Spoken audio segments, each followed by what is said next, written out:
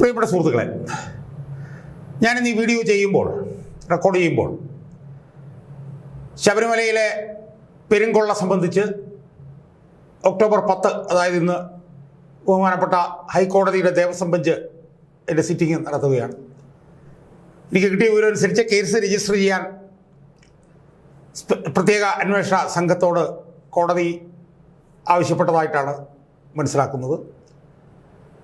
ഏതാനും ചില ആഴ്ചകൾക്ക് ശേഷം വീണ്ടും കേസ് പോസ്റ്റ് ചെയ്യാൻ വേണ്ടിയിട്ട് കോടതി പറഞ്ഞതായും അറിയാൻ കഴിയും. നമുക്കറിയാം, കേരള ഹൈക്കോടതിയുടെ ദേവസ്വം ബെഞ്ചാണ് ഈ വിഷയം ആദ്യം പൊതുമണ്ഡലത്തിൽ കൊണ്ടുവരുന്നത്. അനേകം 5-6 സിറ്റിങ്ങിന് ശേഷം ഒക്ടോബർ 6 പുറപ്പെടുവിച്ച ഉത്തരവിൽ ഈ വിഷയം അന്വേഷിക്കാൻ ഒരു സ്പെഷ്യൽ ഇൻവെസ്റ്റിഗേഷൻ ടീമിനെ കോടതി തീരുമാനിച്ചു. 6 ആഴ്ചയ്ക്കുള്ളിൽ കോടതിക്ക് റിപ്പോർട്ട് കൊടുക്കണം എന്ന് കോടതി ആ ടീമിനോട് ആവശ്യപ്പെട്ടു.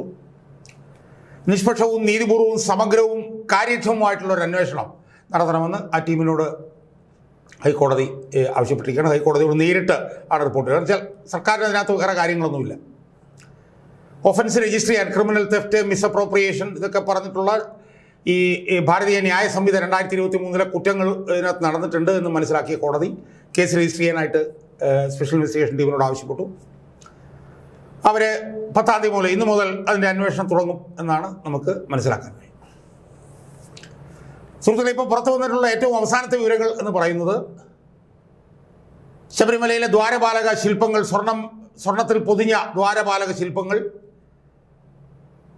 ഈ സംഭവത്തിലെ ഏറ്റവും പ്രധാനപ്പെട്ട തട്ടിപ്പുകാരനായിട്ടുള്ള ഉണ്ണികൃഷ്ണൻ പോറ്റി മറിച്ച് വിറ്റിട്ടുണ്ട് എന്നുള്ള ഒരു സൂചനയാണ് ഇപ്പോൾ ലഭിക്കുന്നത്. അതോടൊപ്പം തന്നെ അയ്യപ്പ വിഗ്രഹത്തിൻ്റെ യോഗദണ്ഡും രുദ്രാക്ഷ മാലയും അതും ശബരിമലയ്ക്ക് പുറത്തേക്ക് കൊണ്ടുപോയി എന്നുള്ള വിവരം ഇപ്പോൾ വരുന്നുണ്ട്. ആ രുദ്രാക്ഷമാലയിൽ സ്വർണം ചുറ്റാൻ വേണ്ടി കൊടുത്തത് ദേവസ്വം ബോർഡിൻ്റെ മുൻ പ്രസിഡന്റായിരുന്ന എ പത്മകുമാറിൻ്റെ മകൻ ജയശങ്കർ പത്മനാണ് എന്ന് ഇപ്പോഴത്തെ മാതൃഭൂമി ചാനൽ ഇപ്പോൾ ഏതാനും നിമിഷങ്ങൾക്ക് മുമ്പ് റിപ്പോർട്ട് ചെയ്തിരിക്കുന്നു. ദേവസ്വം ബോർഡിൻ്റെ മുൻ പ്രസിഡന്റിൻ്റെ മകന് ആണ് ആ പണി ഏൽപ്പിച്ചിരുന്നത്. സുഹൃത്തുക്കളെ, ഇപ്പോൾ ഇതിൽ നിന്നെല്ലാം വ്യക്തമാകുന്ന ഒരു പ്രധാനപ്പെട്ട കാര്യം, ദേവസ്വം ബോർഡ് ഭരണാധികാരികളുടെ ഒത്താശയോടും അറിവോടും പിന്തുണയോടും കൂടി അവർ നടത്തിയ ഗൂഢാലോചനയുടെ ഭാഗമായിട്ടാണ് ഈ ശബരിമലയിൽ ഈ പെരുങ്കൊള്ള നടന്നിരിക്കുന്നത് എന്നാണ്. അത് ഇംഗ്ലീഷിൽ പറഞ്ഞാൽ അൺഈക്വോക്കലായി, അർത്ഥശങ്കയ്ക്കിടയില്ലാത്ത വിധം അത് തീരുമാനിക്കപ്പെട്ടിരിക്കുകയാണ്. അല്ലാതെ ദേവസ്വം ബോർഡിൻ്റെ ഇപ്പോഴത്തെ പ്രസിഡന്റും മുൻ പ്രസിഡന്റുമാരും പറയുന്ന പോലെ ചില ഉദ്യോഗസ്ഥന്മാർ നടത്തിയ ഒരു തട്ടിപ്പ് ആണ് എന്നുള്ളത് ഒരു കാരണവശാലും നമുക്ക് അംഗീകരിക്കാൻ കഴിയില്ല എന്നുള്ള നിലയിലേക്ക് ഇപ്പോൾ കാര്യങ്ങൾ എത്തിയിരിക്കുകയാണ്. അതിലെ ഒരു പ്രധാനപ്പെട്ട യുക്തി എന്ന് പറയുന്നത്, ദേവസ്വം ബോർഡിലെ ഉദ്യോഗസ്ഥന്മാർ ഒരിക്കലും ഇത്രയും വലിയൊരു പെരുങ്കൊള്ള ദേവസ്വം ബോർഡിൻ്റെ ഭരണാധികാരികൾ അറിയാതെ ഒരിക്കലും ചെയ്യില്ല എന്നുള്ളതാണ്. പ്രത്യേകിച്ച് CPM എന്ന് പറഞ്ഞ ഒരു പാർട്ടി അധികാരത്തിലിരിക്കുമ്പോൾ.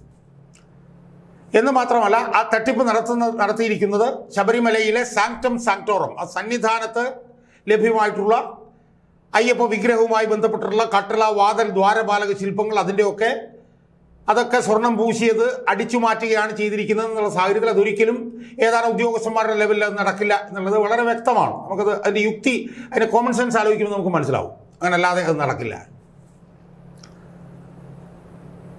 ഈ കൊള്ള നടക്കുന്നതിനുള്ള ഏറ്റവും നിർണായകമായിട്ടുള്ള തീരുമാനം വന്നത് ദേവസ്വം ബോർഡിൻ്റെ ഭരണസമിതിയിൽ നിന്ന് തന്നെയാണ് എന്നുള്ളതാണ് നമ്മൾ പ്രധാനമായിട്ടും നമ്മൾ കാണുന്നത്. 2019-ലും 2025-ലും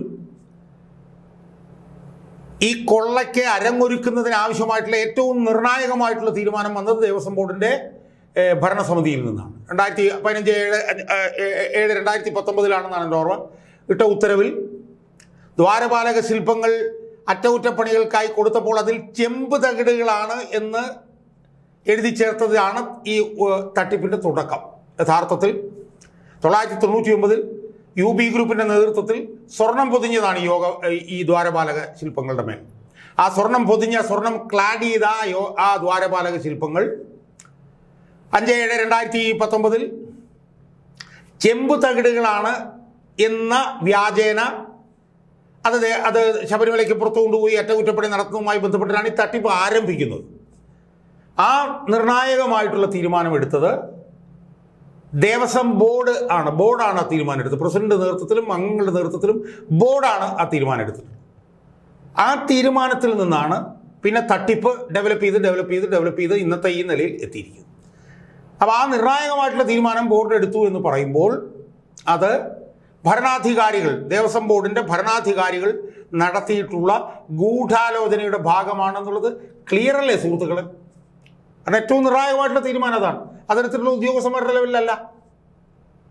അത് ഉദ്യോഗസ്ഥന്മാരിൽ പങ്കാളികളായിരുന്നുവെങ്കിലും ആ തീരുമാനം എടുത്തിട്ടുള്ളത് എ പത്മകുമാറിൻ്റെ നേതൃത്വത്തിലുള്ള ദേവസ്വം ബോർഡാണ്. അപ്പോൾ ഇനി ഉയരുന്ന ചോദ്യം എന്താ? ഇനി ഉയരുന്ന ചോദ്യം, അങ്ങനൊരു തീരുമാനം ബോർഡ് എടുക്കുമ്പോൾ അത് ദേവസ്വം മന്ത്രി അറിയാതെ എടുക്കാൻ കഴിയുമോ? ഇതാണ് അടുത്ത നിർണായകമായിട്ടുള്ള ചോദ്യം.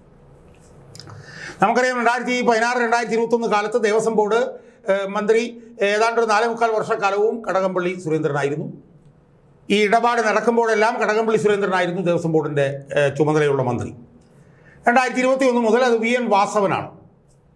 അപ്പോൾ ഈ 2 ദേവസ്വം മന്ത്രിമാരാണ് ഈ ദുരൂഹ ഇടപാട് നടന്ന കാലഘട്ടത്തിൽ ദേവസ്വം മന്ത്രിമാർ. നമ്മൾ ഈ വീഡിയോയിൽ ഇനി ചർച്ച ചെയ്യാൻ പോകുന്ന ഏറ്റവും പ്രധാനപ്പെട്ട വിഷയം എന്ന് പറയുന്നത് ഈ ദേവസ്വം മന്ത്രിമാർക്ക് ഈ ഇടപാടിൽ ബന്ധമുണ്ടോ, പങ്കുണ്ടോ എന്നുള്ളതാണ്. ഈ 2 ദേവസ്വം മന്ത്രിമാർക്കും ഈ ഇടപാടിൽ പങ്കുണ്ടെന്നും അവർക്കിതുമായി ബന്ധമുണ്ട് എന്നും വാദിക്കാൻ വേണ്ടിയിട്ടാണ് ഞാൻ ഇനി വീഡിയോയിൽ ശ്രമിക്കാൻ. ഞാൻ നേരത്തെ സൂചിപ്പിച്ചു 2016-2021 കാലഘട്ടത്തിൽ ദേവസ്വം മന്ത്രിയായിരുന്നത് കടകംപള്ളി സുരേന്ദ്രനാണ്.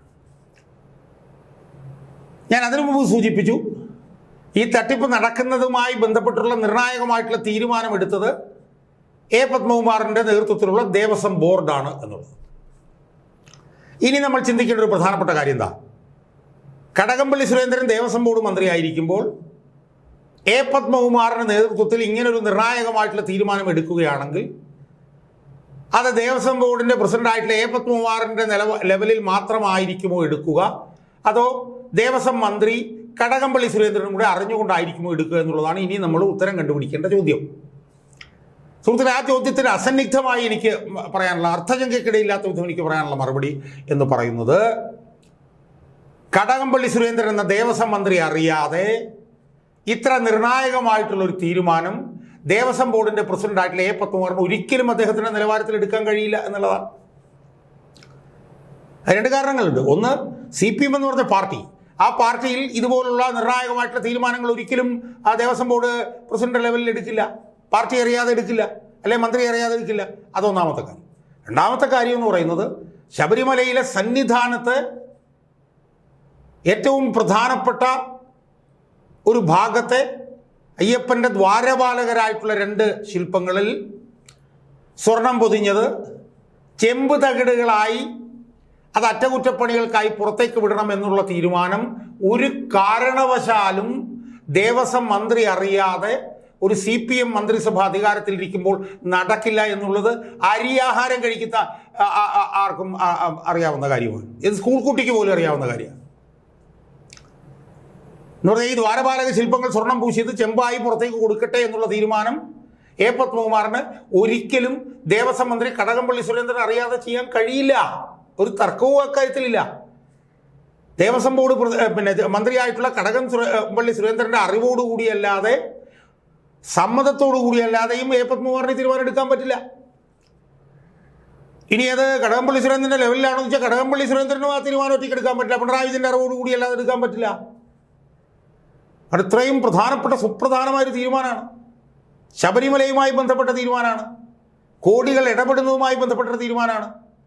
അത് അന്തിമമായി പിണറായി വിജയൻ അറിയാതിരിക്കാൻ പറ്റില്ല. അതിനെക്കുറിച്ച് ഞാൻ നേരത്തെ വീഡിയോ ഇട്ടു. എന്തായാലും കടകംപള്ളി സുരേന്ദ്രൻ്റെ അറിവില്ലാതെയും സമ്മതമില്ലാതെയും ഒരു സംശയവും വേണ്ട, എ പത്മകുമാറിൻ്റെ ലെവലിൽ ഈ ഒരു തീരുമാനം എടുക്കാൻ കഴിയില്ല എന്നുള്ള കാര്യത്തിൽ ഒരു തർക്കവുമില്ല.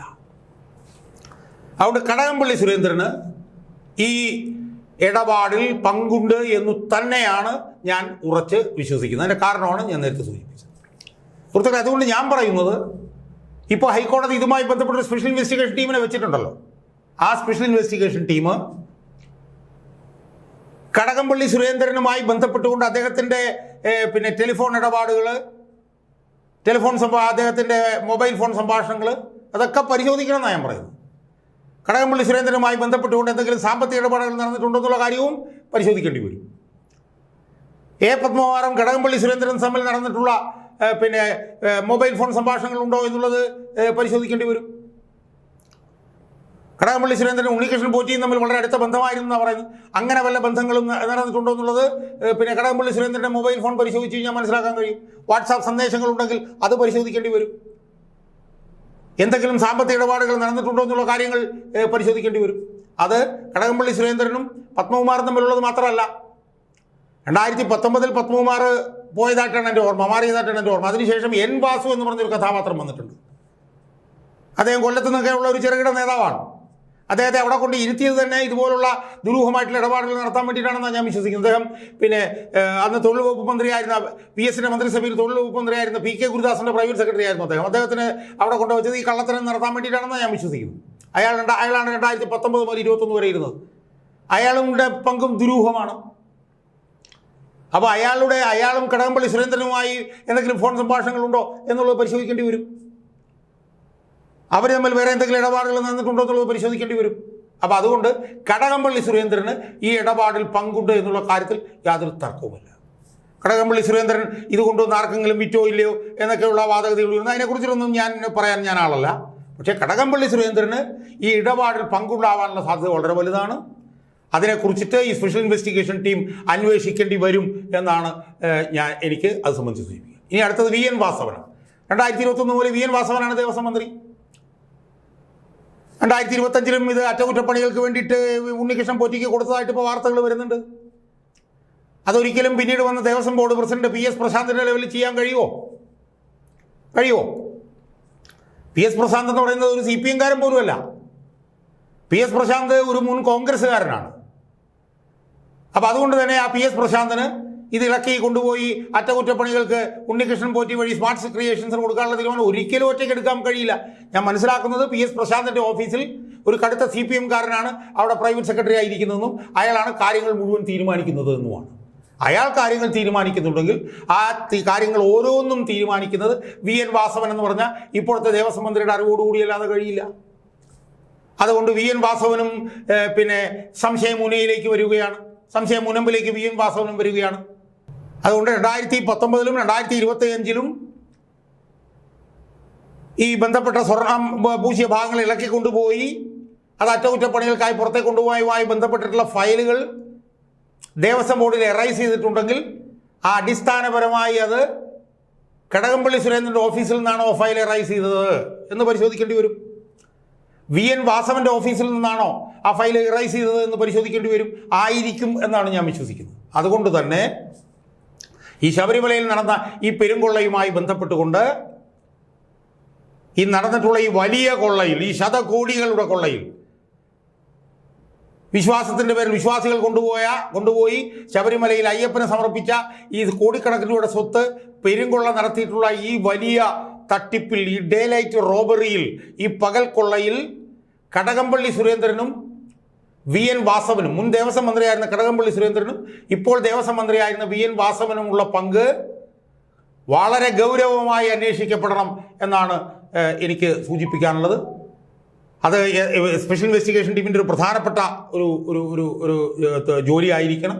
എന്തായാലും ഇതുമായി ബന്ധപ്പെട്ടുകൊണ്ട് സ്പെഷ്യൽ ഇൻവെസ്റ്റിഗേഷൻ ടീമിന് ഒരു പൊതുപ്രവർത്തകൻ എന്നുള്ള നിലയിൽ ഞാൻ ഇത് സംബന്ധിച്ച് വിശദമായി പരാതി കൊടുക്കുന്ന കാര്യവും ആലോചിച്ചുകൊണ്ടിരിക്കുകയാണ് എന്നാണ് എനിക്ക് എൻ്റെ പ്രേക്ഷകരോട് പറയാനുള്ളത്.